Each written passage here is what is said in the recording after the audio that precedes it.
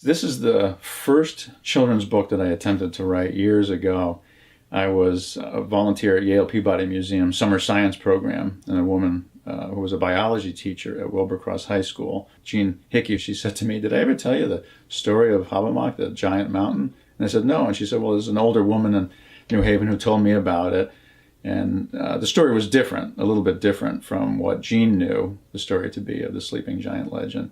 But that intrigued me. I was 16 at the time, and I was like, ooh, what a neat idea. It was probably 20 years later that I was thinking about Sleeping Giant. I had been for a hike there. So I came up with the ending that's in the book today that you read. So I just wrote this one page, put it away, not realizing at this point what I could do with it. So it would be another good 10 or 15 years before I was going through my files, found the story, forgotten I had written it, had started it, and I was like, oh, I can do something with this now, because I had gone on to write other things and started publishing professionally. So once I started digging into the research and looked to see if any other children's books had been done about the Sleeping Giant Mountain, I was like, oh, this is a great idea. I can run with this now.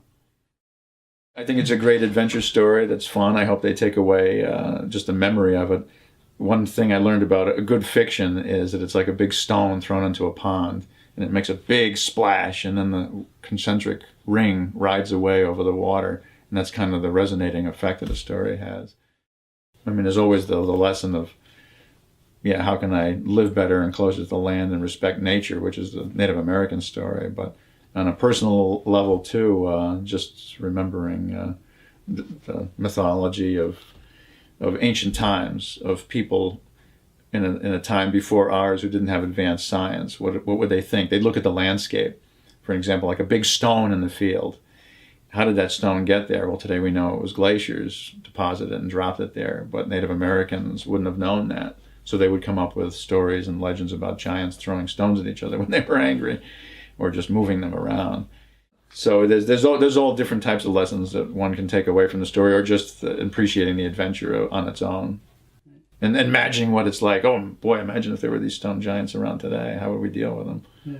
One of the questions I do get from lots of kids, though, is they always ask me, are giants real? Was Habermas real? And it's interesting. You try and introduce the idea of mythology and story, and I'll say, well, there are giants among us. There's giant redwood trees, right? We call those giants. And then one little girl said that her brother's a giant. I said, he is? She said, oh, yeah, he's like almost 7 feet tall. He plays basketball. I said, well, yeah, to shorter people, he would seem like a giant. And I said, there are giant things in our society. There's giant boats. Dinosaurs were giant.